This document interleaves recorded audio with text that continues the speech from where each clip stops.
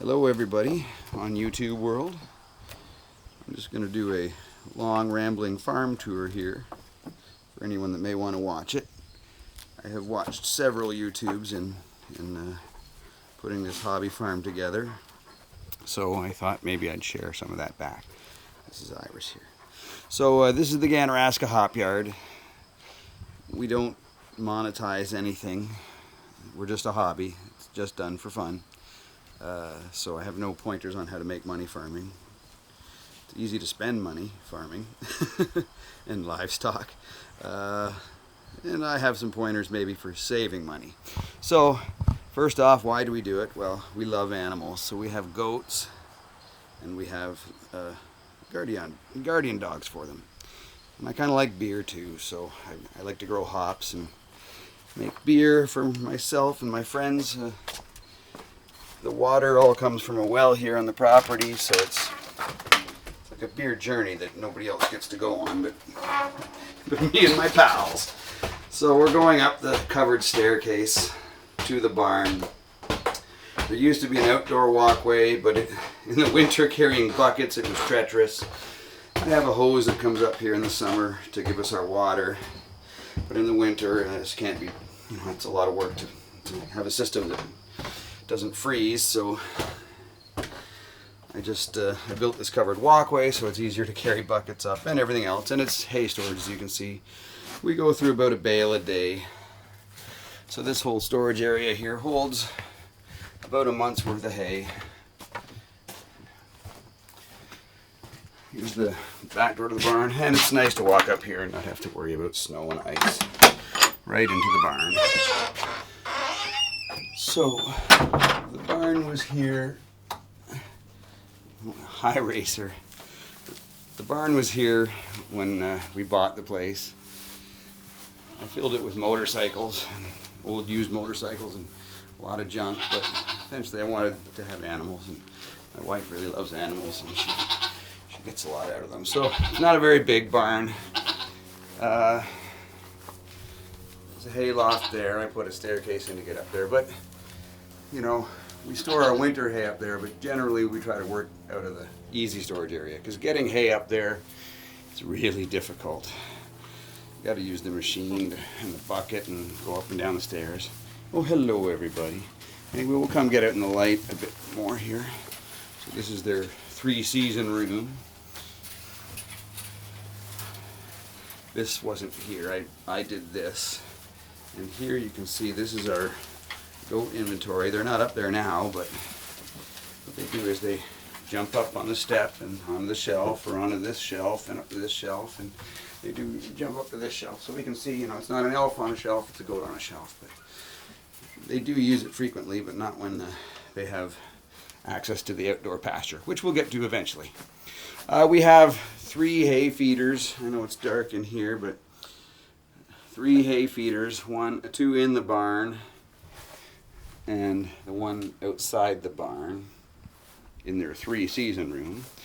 I try to use wood chips as bedding back here, because that's kind of the preferred compost for my hops. And we have 3 heat lights that we use in the winter, and that's all the heat they get. And it gets pretty cold here in southern Ontario. And of course I don't put hay down here. You just feed them hay and it is your bedding, because they get it everywhere. They're not efficient eaters. They will waste more hay than I care to think about. Didn't realize that when we got them, but yeah, a bale a day. Most of it ends up on the ground probably. Well, we have a 4th feeder out here too, but I don't always put hay in it. So this is their compound, as you were. It's about 150 feet by 70 feet. And fencing is obviously something to talk about if you're talking about hobby farms, because fencing is, you are as good as your fencing. So everything here was done on the cheap, and this is the cheapest fencing you can get because it's free. If you know a guy that has a fencing company, every day they work, they'll end up with old fencing that there's nothing wrong with. It just doesn't look good. It's faded and stuff. And so I collected enough to do this whole back area, because it's ultimately the main line of defense. There's a public park on the other side of this fence, and honestly, our livestock dogs, they're here to bark and protect and put their scent everywhere, but I like to provide a situation where they're never actually going to fight with any coyotes or bears or anything. Now, a bear could obviously climb this fence and get over, and they are kind of close to here, but very rarely. So yeah, I had originally, most of it was 5-foot fencing, and I thought that was fine, but then we got to these Anatolian Pyrenees, and the male, well, he had no problem hopping over the 5-foot, so I put that extension on. I did luck out and get some taller stuff for back here. But the way I built it is all black locust logs, and all about 1.5 or 2 feet in the ground, because that's all I could muster with a shovel. It's really rocky ground here, and it's all done. This was all done by shovel, hand and shovel. And I overlapped them and put one fence on one side, one fence on the other. The thought being that keeps the post balanced so it won't lean any particular way. If you put them all on one side, it's going to fall, and you don't get a lot of strength on curved logs trying to attach them endwise. So yeah, there's a little overlap. You do lose a bit, but it, you know, honestly, it's been here for 5 years, and I can't believe how little work I've had to do to it. Trees fall on it, and they only help you because they just give it more support. You can see there's a well-worn path here. You can see the old fence. Well-worn path for the animals, because the dogs will run around all night and bark. Literally all night they will run around, and they hear something and they bark at it. That's what they do. This is our magic tree, as I call it. So I have aerial pictures of the property from 70 years ago, and it's all grassland. So, you know, there's no trees anywhere. It's all grassland for pasture, cow pasture. But this tree, of course, is in that 70-year-old picture. It is really old. I bet you it's probably 150, maybe even more. And it is dying. There are some maples growing over there, but then there's a bunch of junk trees, and they just grow up so tall that they've choked out this old maple. But it is, you know, it is the only old growth that I have on the property here, just to give you the camera doesn't do it justice with, but it's probably like 3 feet in, no, maybe even 3.5 feet in diameter. So anyway, back to the fencing. Like I said, it looks rough, but it's you know, like the trees fall on it, the branches fall on it, and they just hold it in place. So this is our main compound where we keep the animals most of the time, and then we let them out to graze in our main yard out here. Now, one of the reasons we got goats was to obviously fertilize the hops, but the other reason is because there's so much poison ivy that grows here. My wife is very allergic. I never was, but this year I did get some too, so don't take it for granted if you think you're immune. But anyway, like this whole area would have been poison ivy. Everything. So if you don't mow it, it turns to poison ivy. So it was just so much of it around. Now the goats don't clean it like a vacuum, but they don't actually like it that much. They'll eat it in a pinch, but they trample and stuff, and it just, you wouldn't believe, well, you can, because you can see there's none here. There's a little bit patches here and there, but they don't, they keep it down, you know, it works. You can see we have a bunch of old Christmas trees here. I call the hardware stores at the end of the Christmas season, and I usually get donated all the old trees, so that's kind of winter feed for them. I keep all my scrap wood for doing quick repairs and stuff here. It's a mess. Here is our hay refuse.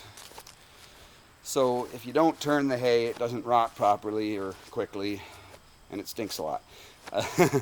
So I try to do one half the other. So you can see that this is good compost here that I use for the hop yard and for other places, and this is fresh compost. So I'll go fill, you know, so once this half is empty, I'll start turning that half and fill this half. And I keep the wood chips on this side for the hop yard. we're not going to go in the hop yard. There's no hops there now. They've all been harvested. Yes, the goldenrod grows like crazy. I need to get the goats in here more to help the weeding, but I just completed the fence for this like mid-year. So yeah, well, I basically leave the ropes up and take the hop plants off because I'm cheap and the rope is expensive and it lasts 3, 4, 5 years. So that's what I do. We don't grow enough hops that I'm going to be selling it. You know, I couldn't even harvest enough, you know, basically to sell. I can harvest everything, you know, in a season, and I end up with probably just a little more than I need to brew for me and my friends. So yeah, it's a big compound out here where we let them to graze, and they just love it. So this is Rhea and Iris coming up to us. They are Great Pyrenees, and we got them as puppies. They're wonderful dogs. There was some trials and tribulations with fighting the odd time when they were girls, but they've grown out of it. I don't know where Zeus went. Tragically, his sister that he came with passed with some sort of bone cancer, so and we got the girls to see him through, because you really don't want to have just one livestock dog. They are pack animals. You certainly can't have one goat, because they're pack animals too. So this is Cafe over here. He was one of the first goats we got. He is a reject from a milk operation, so he's a male. We got 2 of them. We didn't know anything about goats or how big they were going to get, so we got the 2, and as you can see, they got really big. They're weathered, so there's no... You know, we bred once, and that was kind of all we wanted to do, was just once. So you can see the big goat over there. That's Racer. We got him with Cafe, the white and gray goat. He was the stud that did the job there for our 1 year of breeding, and we weathered him. So everybody's weathered now. Oh, Trio's going in for a drink, getting the action here. Milky milk. Mm-hmm. They're over a year old. They don't need their mother's milk anymore, but they still do it from time to time. We get a kick out of it. I don't know what else to tell you, so I'll probably wrap it up there. But again, thanks for watching, and happy YouTubing and hobby farming.